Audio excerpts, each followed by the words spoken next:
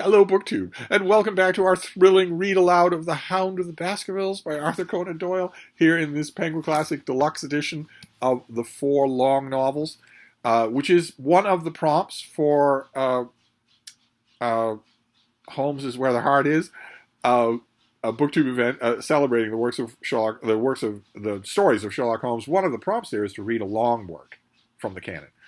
We have well passed that particular week's prompt, but I'm having so much fun that I'm just going to continue this. I'm pretty sure that we'll finish with time to do other prompts in February. But we are reading The Hound of the Baskervilles, and we have come to a fantastic cliffhanger.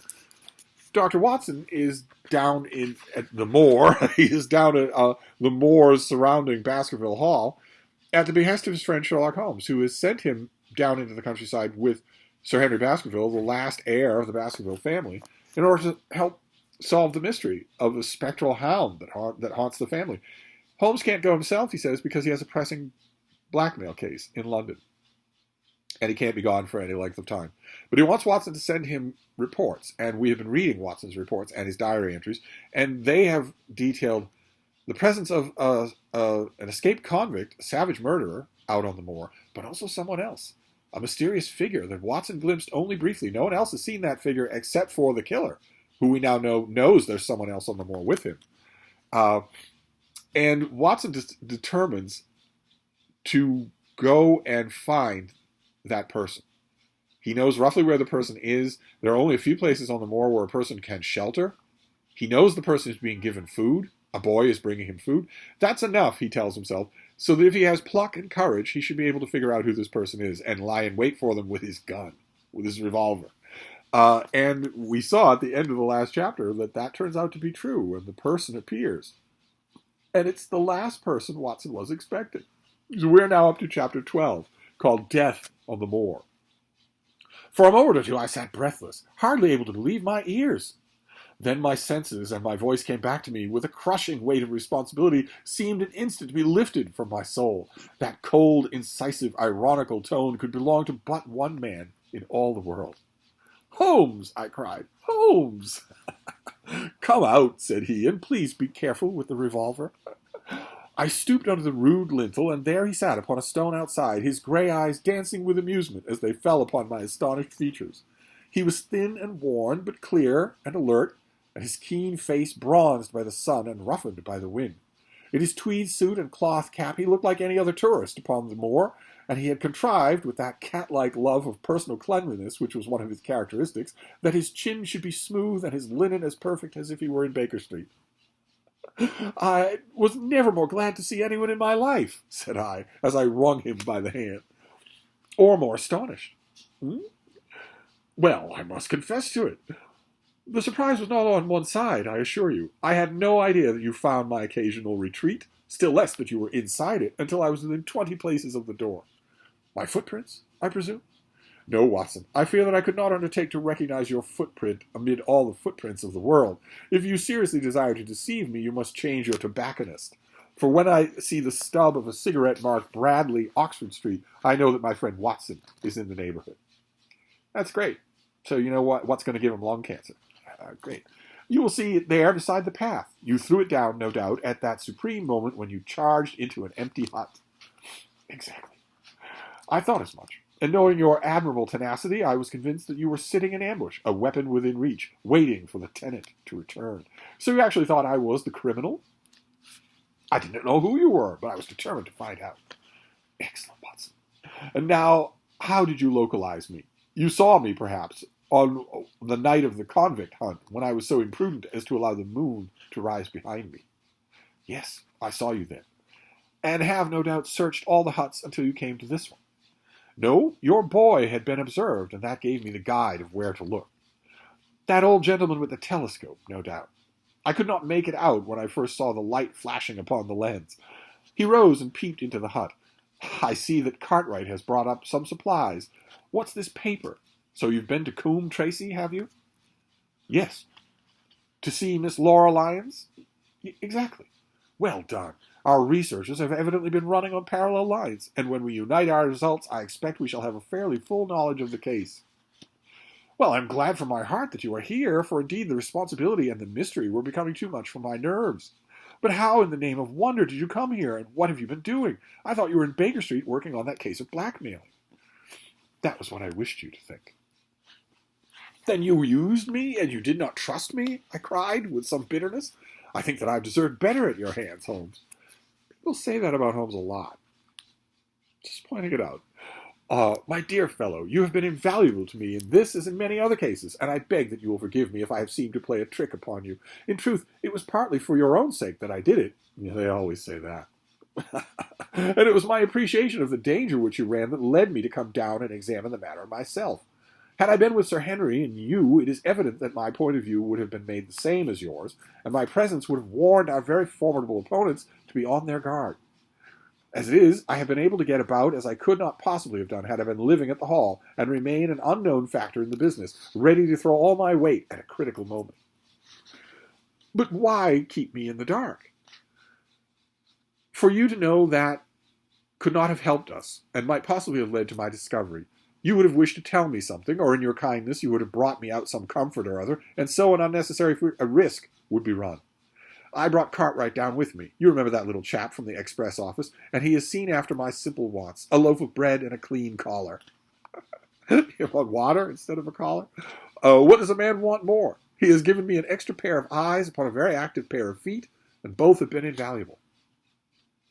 Then my reports have all been wasted. My voice trembled as I recalled the pains and the pride with which I had composed them. Holmes took a bundle of papers from his pocket. Here are your reports, my dear fellow, very well thumbed, and I assure you, I made excellent arrangements, and they are only delayed 1 day upon their way. I must compliment you exceedingly upon the zeal and intelligence with which you have shown over an extraordinarily difficult case. I was still rather raw over the deception which had been practiced upon me, but the warmth of Holmes's praise drove my anger from my mind. I felt also in my heart that he was right in what he said, and that it was really best for our purposes that I should not have known he was upon the moor. He is certainly right. And not just for Watson. People would know him. If people know Watson, if Stapleton can recognize Watson, he would certainly know Holmes. That's better, said he, seeing the shadow rise from my face. And now tell me the result of your visit with Mrs. Laura Lyons. It was not difficult for me to guess that it was to see her that you had gone, for I already was aware that she was the one person in Combe Tracy who might be of service to us in the matter. In fact, if you have not gone today, it is exceedingly probable that I should have gone tomorrow. The sun had set, and dusk was settling over the moor. The air had turned chill, and we withdrew into the hut for warmth. There, sitting together in the twilight, I told Holmes of my conversation with the lady. So interested was he that I had to repeat some of it twice before he was satisfied. This is most important, said he, when I was concluded. It fills up a gap which I had been unable to bridge in this most complex affair. You are aware, perhaps, that a close intimacy exists between this lady and the man Stapleton. I did not know of any close intimacy. There can be no doubt about the matter. They meet, they write, there is a complete understanding between them. Now, this puts a very powerful weapon into our hands. If I could use it to detach his wife... His wife? I am giving you some information now, in return for all that you have given me. The lady who passes here as Miss Stapleton is in reality his wife. Good heavens, Holmes, are you sure of what you say? How could he have permitted Sir Henry to fall in love with her? Sir Henry's falling in love could do no harm to anyone except Sir Henry. He took particular care that Sir Henry did not make love to her, and as you yourself observed, I repeat that the lady is his wife and not his sister. But why this elaborate deception?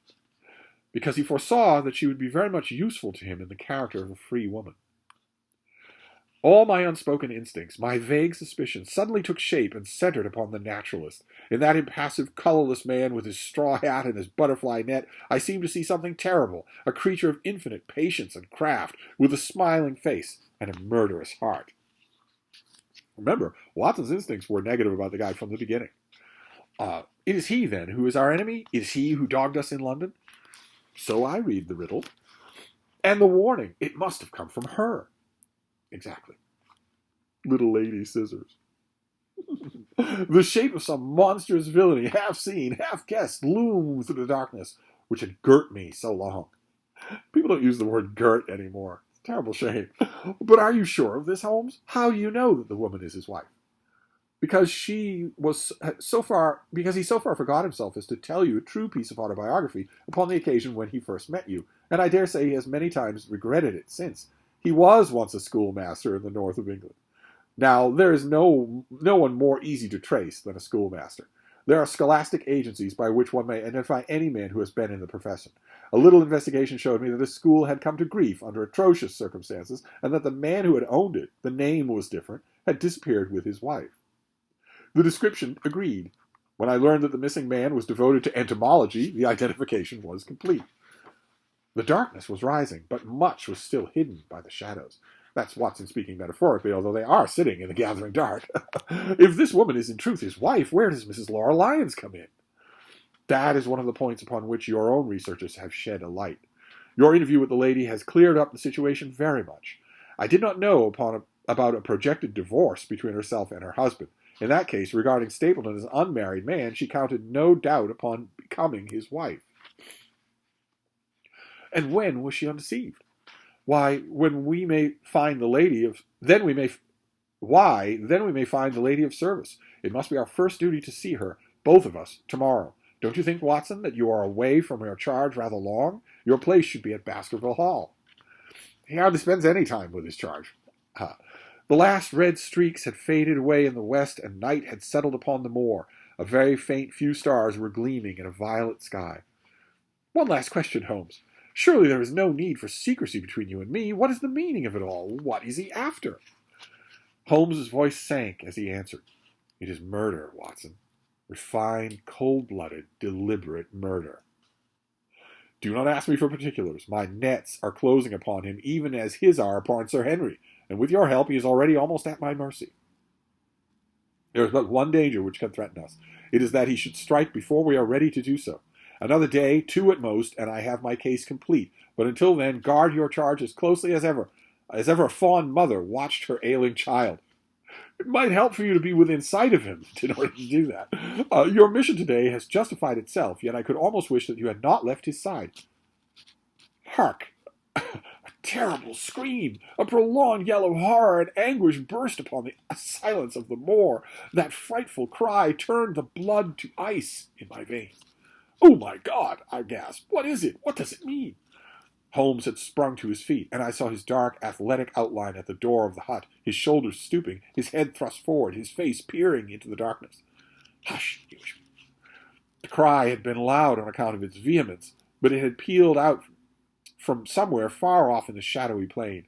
Now it burst upon our ears, nearer, louder, more urgent than before. Where is it? Holmes whispered, and I knew from the thrill in his voice that he, a man of iron, was shaken to the soul. Where is it, Watson? There, I think. I pointed in the darkness. No, there. Again the agonized cry swept through the silent night, louder and much nearer than ever, and a new sound mingled with it, a deep, muttered rumble, musical, yet menacing, rising and falling like the low, constant murmur of the sea. The Hound! Cried Holmes. Come, Watson, come! Great heavens, if we are too late! He started running swiftly over the moor, and I followed at his heels. But now, from somewhere along the broken ground immediately in front of us, there came one last despairing yell and one dull, heavy thud. We halted and listened. Not another sound broke the heavy silence of the windless night. I saw Holmes put his hand to his forehead like a man distracted. He stamped his feet upon the ground. He has beaten us, Watson. We are too late. No, surely not. Fool that I was to hold my hand. And you, Watson, see what comes of abandoning your charge. But by heaven, if the worst has happened, we'll avenge him. Blindly we ran through the gloom, blundering against boulders, forcing our way through gorse bushes, panting up hills and rushing down slopes, heading always in the direction whence those dreadful sounds had come. At every rise, Holmes looked eagerly round him, but the shadows were thick upon the moor, and nothing moved upon its dreary face. Can you see anything? Nothing. But hark, what is that? A low moan has fallen upon our ears. There it was again, upon our left. On that side of a ridge of rocks ended in a sheer cliff which overlooked a stone-strewn slope. On its jagged face was spread-eagled some dark, irregular object. As we ran toward it, the vague outline hardened into a definite shape. It was a prostrate man, face downward upon the ground, the head doubled under him at a horrible angle, the shoulders rounded and body hunched together as if the act of throwing itself in a somersault. So grotesque was the attitude that I could not for an instant realize that the moan had been passing of his soul. Not a whisper, not a rustle now rose from the dark figure over which we stooped. Holmes laid his hand upon him and held it up again, with an exclamation of horror. Holmes never does that. The gleam of the match which he struck upon his clotted fingers, a ghastly pool which widened slowly from the crushed skull of the victim, and it shone upon something else which turned our hearts sick and faint within, the body of Sir Henry Baskerville. There was no chance of either of us forgetting that particularly ruddy tweed suit, the very one which he had worn on the first morning that we had seen him in Baker Street. We caught the one clear glimpse of it, and then the match flickered out and went out, even as the hope had gone out of our souls. Holmes groaned, and his face glimmered white through the darkness. The brute, I cried, with clenched hands. Oh, Holmes, I shall never forgive myself for having left him to his fate. I am more to blame than you, Watson. In order to have my case well-rounded and complete, I have thrown away the life of my client. It is the greatest blow which has befallen me in my career. But how could I know that he would risk his life alone upon the moor in the face of all my warnings? That we should have heard his screams, my God, those screams, and yet have been unable to save him. Where is this brute of a hound which drove him to his death? It may be lurking among these rocks at this instant. And Stapleton, where is he? He shall answer for this deed. He shall. I will see to that. Uncle and nephew have been murdered, the one frightened to death by the very sight of a beast, which he thought to be supernatural, and the other driven to his end in his wild flight to escape from it. Now we have to prove the connection between the man and the beast. Save from what we heard, we cannot even swear to the existence of the latter, since Sir Henry was evidently died from the fall. But by heavens, cunning as he is, the fellow shall be in my power before another day is past. We stood with bitter hearts on either side of the mangled body, overwhelmed by this sudden and irrevocable disaster which had brought us all long weary labors to so piteous an end. Then, as the moon rose, we climbed to the top of the rocks over which our poor friend had fallen, and from the summit we gazed out over the shadowy moor, half silver and half gloom. Far away, miles off, in the direction of Grimpen, a single steady yellow light was shining. It could only come from the lonely abode of the Stapletons. What a bitter curse! With a bitter curse, I shook my fist as I gazed. Why should we not seize him at once? Our case is not complete. The fellow is wary and cunning to the last degree. It is not what we know, but what we can prove. If we make one false move, the villain may escape us yet. What can we do? There will be plenty for us to do tomorrow. Tonight we can only perform the last offices to our poor friend. Together we made our way down the precipitous slope and approached the body, black and clear against the silver stones.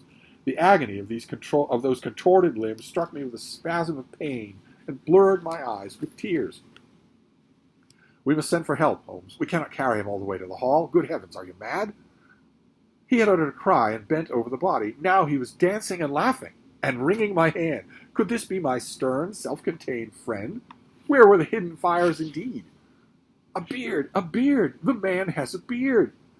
A beard? It was not the baronet. It is my neighbor, the convict. With feverish haste we turned the body over, and that dripping beard was pointed up to the cold, clear moon. There could be no doubt about the beetling forehead, the sunken animal eyes. It was indeed the same face which had glared upon me in the light of the candle from over the rock, the face of Selden, the criminal. Then in an instant it was all clear to me. I remember how the baronet had told me that he had handed his old wardrobe to Barrymore. Barrymore had passed it on in order to help Selden in his escape. Boots, shirt, cap, it was all Sir Henry's. The tragedy was still black enough, but this man had at least deserved death by the laws of his country. I told Holmes how the matter stood, my heart bubbling over with thankfulness and joy. Because whatever chased this man was going by scent. And thought, this person is entirely dressed in Sir Henry's clothing. And I know that scent. Then the clothes have been the poor fellow's death, said he. It is clear enough that the hound had been laid on from some article of Sir Henry's, the boot which was abstracted in the hotel, in all probability. And so ran this man down. There is one very singular thing, however. How came Selden, in the darkness, to know that the hound was on his trail? He heard him. To hear a hound upon the moor would not work a hard man like this convict into a paroxysm of terror that he risked capture by screaming wildly for help. By his cries, we must have run a long way after he knew the animal was on his track. How did he know? Did he perhaps see something in the dark? But anyway, we have the solution now, as I hinted when at the time back at the hotel in London. One boot was stolen, and it was of no use because Sir Henry had never worn it. He bought it that day. Someone had to take another boot, something that he had worn. Uh, a greater mystery to me is why this hound, presuming all our conjectures are correct, I presume nothing. Well, then, why this hound should be loose tonight? I suppose that it does not always run loose upon the moor. Stapleton would not let it go unless he had reason to think that Sir Henry would be here. My difficulty is the more formidable of the two, for I think that we shall very shortly get an explanation of yours, while mine may remain forever a mystery. The question now is, what shall we do with this poor wretch's body? We cannot leave it here for the foxes and the ravens. I suggest that we put it in one of the huts until we can communicate with the police. Exactly. I have no doubt that you and I can carry it so far. Hello, Watson, what's this? It's the man himself, by all that's wonderful and audacious. Not a word to show your suspicions. Not a word, or my plans crumble to the dust. A figure was approaching us over the moor. I saw the dull red glow of a cigar. The moon shone upon him, and I could distinguish the dapper shape and jaunty walk of the naturalist. He stopped when he saw us, and then came on again. Why, Dr. Watson, that's not you, is it? You are the last man that I should have expected to see out on the moor at this time of night. But dear me, what's this? Somebody hurt? Don't tell me it's our friend Sir Henry. He hurried past me and stooped over the dead man. I heard a sharp intake of his breath, and the cigar fell from his fingers. Who's this? It is Selden, the man who escaped from Princetown. Stapleton turned a ghastly face upon us, but by a supreme effort he had overcome his amazement and his disappointment. He looked sharply from Holmes to me. Dear me, what a very shocking affair. How did he die? He appears to have broken his neck falling over these rocks. My friend and I were strolling on the moor when we heard a cry. I heard a cry also. That was what brought me out. I was uneasy about Sir Henry. Just checking, that's all. Why about Sir Henry in particular? I could not help asking. Because I had suggested that he should come over. When he did not come, I was surprised and naturally became alarmed for his safety when I heard cries upon the moor. By the way, his eyes darted again from my face to Holmes. Did you hear anything else beside the cry? No, said Holmes. Did you? No. What do you mean, then? Oh, you know the stories that peasants tell about a phantom hound and so on. It is said to be heard at night upon the moor. I was wondering if there was any evidence of such a hound tonight. Wondering where it is, first of all. We heard nothing of the kind, said I. And what's your theory of this poor fellow's death? I have no doubt that anxiety and exposure have driven him off his head. He had rushed about the moor in a crazy state and eventually fallen over here and broken his neck. That seems the most reasonable theory, said Stapleton, and he gave a sigh which I took to indicate his relief. What do you think about it, Mr. Sherlock Holmes? My friend bowed his compliments, so he recognized him. Didn't need to be introduced. You are quick at identification, said he. We have been expecting you in these parts since Dr. Watson came down. You are in time to see a tragedy. Yes, indeed. I have no doubt that my friend's explanation will cover the facts. I will take an unpleasant remembrance back to London with me. Oh, you return tomorrow? That is my intention. I hope your visit has cast some light upon the occurrences which have puzzled us. Holmes shrugged his shoulders. One cannot always have the success for which one hopes. An investigator needs facts, not legends or rumors. It has not been a satisfactory case. My friend spoke in his frankest and most unconcerned manner. Stapleton still looked hard at him. Then he returned to me. I don't doubt that Stapleton looked hard at him, because Holmes can't leave off with the verbal fencing. That's why he says, one cannot always have the success for which one hopes. Which is just exactly what Stapleton is feeling. Holmes can't leave it alone. I would suggest carrying this poor fellow up to my house, but it would give my sister such a fright that I do not feel justified in doing it. I think that if we put something over his face, he will be safe until morning. So it was arranged. Resisting Stapleton's offer of hospitality, Holmes and I set off for Baskerville Hall, leaving the naturalist to return alone. Looking back, we saw the figure moving slowly away over the broad moor, and behind him that one black smudge on the silvered slope which showed where the man was lying who had come so horribly to his end. We're at close grips at last, said Holmes, as we walked together across the moor. What a nerve the fellow has! How he pulled himself together in the face of what might have been a paralyzing shock when he found that the wrong man had fallen victim to his plot. I told you in London, Watson, and I will tell you again now, that we have never had a foeman more worthy of our steel. I'm sorry that he has seen you. So was I at first, but there was no getting out of it.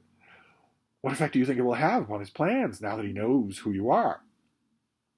It may cause him to be more cautious, or it may drive him to desperate measures at once. Like most clever criminals, he may be too confident in his own cleverness and imagine that he has completely deceived us. Why should he not arrest him at once? My dear Watson, you were born a man of action. Your instinct is always to do something energetic. But supposing, for argument's sake, that we had arrested him tonight, what on earth the better off should we be for that? We could prove nothing against him. There's the devilish cunning of it. If he were acting through a human agent, we could get some evidence. But if we were to drag this great dog to the light of day, it would not help putting a rope around the neck of its master. To get the dog from somewhere. If you've enhanced the dog with anything, you'd have to get that from somewhere. You'd left a trail, definitely. You can find a schoolmaster up in the north of England. Anyway, surely we have a case. Not a shadow of one, only surmise and conjecture. We should be laughed out of court if we came with such a story and such evidence. There is Sir Charles's death. Found dead without a mark on him.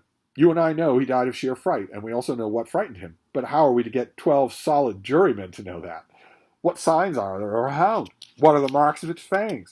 Of course, we know that a hound does not bite a dead body, and that Sir Charles was dead before ever the brute overtook him. But we have to prove all this. We are not in a position to do it. Well then, tonight? We are not much better off tonight. Again, there was no direct connection between the hound and the man's death. We never saw the hound. We heard it, but we could not prove that it was running upon this man's trail. There is a complete absence of motive. No, my dear fellow, we must reconcile ourselves to the fact that we have no case at present, and that it is worth our while to run any risk in order to establish one. And how do you propose to do so? I have great hopes that Mrs. Laura Lyons may do for us when the position of affairs is made clear to her, and I have my own plan as well. Sufficient for tomorrow is the evil thereof, but I hope before the day is past to have the upper hand at last. I could draw nothing further from him, and we walked, lost in thought, as far as the Baskerville gates. Are you coming up? Yes, I see no reason for further concealment, but one last word, Watson. Say nothing of the hound to Sir Henry. Let him think that Selden's death was as Stapleton would have us believe. He will have a better nerve for the ordeal which he has to undergo tomorrow when he is engaged, if I remember your report right, to dine with these people. Can't have him going over there if you give him suspicions that Selden's involved. You have to leave him in the dark. And so am I. Watson has also pledged to go over to the Stapletons. How awkward is that going to be? Then you must excuse yourself, and he must go alone. That will be easily arranged. And now, if we are too late for dinner, I think that we're both ready for our suppers.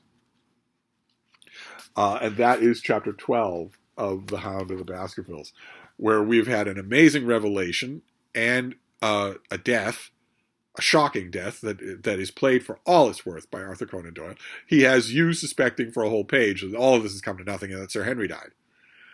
And, most of all, we have Holmes and Watson back together. How wonderful it feels. How completely wonderful and natural it feels. So we're going to move on. I will wrap this up for now, and we will go on next time. Thank you, BookTube.